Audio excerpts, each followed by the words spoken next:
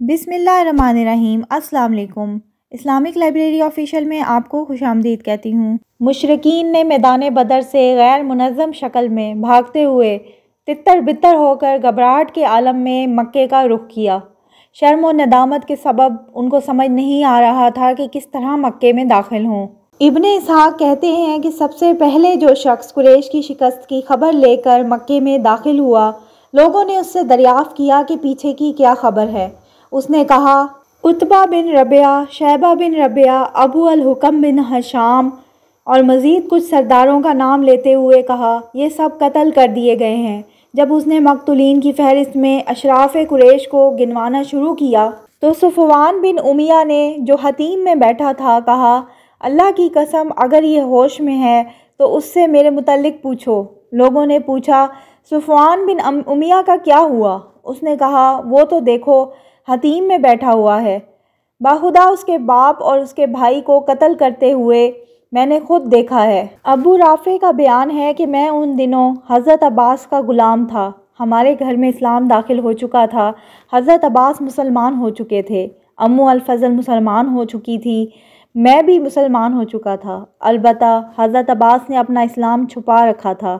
ادھر ابو لہب جنگ بدر میں حاضر نہ ہوا تھا۔ جب اسے خبر ملی تو اللہ نے اس پر ذلت و رسوائی طاری کر دی اور ہمیں اپنے اندر قوت و عزت محسوس ہوئی۔ میں کمزور آدمی تھا، تیر بنایا کرتا تھا اور زمزم کے حجرے میں بیٹھا تیر کے دستے چھیلتا رہتا تھا۔ واللہ اس وقت میں حجرے میں بیٹھا اپنے تیر چھیل رہا تھا۔ میرے پاس الفضل بیٹھی ہوئی تھیں اور جو خبر آئی تھی اس سے ہم شاداں اور فرحاں تھے کہ اتنے میں ابو لہب اپنے دونوں پاؤں بری طرح گھسیٹتا ہوا آ پہنچا اور حجرے کے کنارے پر بیٹھ گیا۔ اس کی پیٹھ میری پیٹھ کی طرف تھی۔ ابھی وہ بیٹھا ہی ہوا تھا کہ اچانک شور ہوا، یہ ابو سفیان بن حارث بن عبد المطلب آ گیا۔ ابو لہب نے اسے کہا، میرے پاس آؤ، میری عمر کی قسم تمہارے پاس خبر ہے۔ وہ ابو لہب کے پاس بیٹھ گیا۔ لوگ کھڑے تھے۔ ابو لہب نے کہا، بھتیجے بتاؤ لوگوں کا کیا حال رہا؟ اس نے کہا، کچھ نہیں، بس لوگوں سے ہماری مٹ بھیڑ ہو گئی اور ہم نے اپنے کندھے ان کے حوالے کر دیے۔ وہ ہمیں جیسے چاہتے تھے قتل کر دیتے تھے اور جیسے چاہتے تھے قید کرتے تھے، اور خدا کی قسم میں اس کے باوجود لوگوں کو ملامت نہیں کر سکتا تھا۔ در حقیقت ہماری مٹ بھیڑ کچھ ایسے گورے چٹے لوگوں سے ہوئی تھی جو آسمان و زمین کے درمیان گھوڑوں پر سوار تھے۔ خدا کی قسم نہ وہ کسی چیز کو چھوڑتے تھے اور نہ کوئی چیز ان کے مد مقابل ٹک پاتی تھی۔ ابو رافع کہتے ہیں کہ میں نے اپنے ہاتھ سے خیمے کا کنارہ اٹھایا، پھر کہا، وہ خدا کی قسم فرشتے تھے۔ یہ سن کر ابو لہب نے اپنا ہاتھ اٹھایا اور میرے چہرے پر زوردار تھپڑ رسید کیا۔ میں اس سے لڑ پڑا، لیکن اس نے مجھے اٹھا کر زمین پر پٹک دیا، پھر میرے اوپر گھٹنے کے بل بیٹھ کر مجھے مارنے لگا۔ میں کمزور جو ٹھہرا، لیکن اتنے میں الفضل نے اٹھ کر خیمے کا ایک کھمبا لیا اور اسے ایسی ضرب ماری کہ سر میں بری طرح چوٹ آ گئی، اور ساتھ ہی بولیں، اس کا مالک نہیں ہے اس لیے اسے کمزور سمجھ رکھا ہے۔ ابو لہب رسوا ہو کر اٹھا اور چلا گیا۔ اس کے بعد خدا کی قسم صرف 7 راتیں گزری تھیں کہ اللہ نے اسے عدسہ ایک قسم کے طاعون میں مبتلا کر دیا اور اس کا خاتمہ کر دیا۔ عدسہ کی گلٹی کو عرب میں بہت منحوس سمجھتے تھے، چنانچہ مرنے کے بعد اس کے بیٹوں نے بھی اسے یوں ہی چھوڑ دیا اور وہ 3 روز تک بے غور و کفن پڑا رہا۔ کوئی اس کے قریب نہ جاتا تھا، نہ اس کی تدفین کی کوشش کرتا تھا۔ جب اس کے بیٹوں کو خطرہ محسوس ہوا کہ اس طرح چھوڑنے پر لوگ انہیں ملامت کریں گے تو ایک گڑھا کھود کر اسی میں لکڑی سے اس کی لاش دھکیل دی اور دور ہی سے پتھر پھینک پھینک کر چھپا دی۔ غرض اس طرح اہل مکہ کو میدان بدر کی شکست فاش کی خبر ملی اور ان کی طبیعت پر اس کا نہایت برا اثر پڑا، حتیٰ کہ انہوں نے مقتولین پر نوحہ کرنے کی ممانعت کر دی تاکہ مسلمانوں کو ان کی غم پر خوش ہونے کا موقع نہ ملے۔ ادھر مسلمانوں کی فتح مکمل ہو چکی تو رسول اللہ صلی اللہ علیہ وآلہ وسلم نے اہل مدینہ کو جلد از جلد خوشخبری دینے کے لیے 2 قاصد روانہ فرمائے۔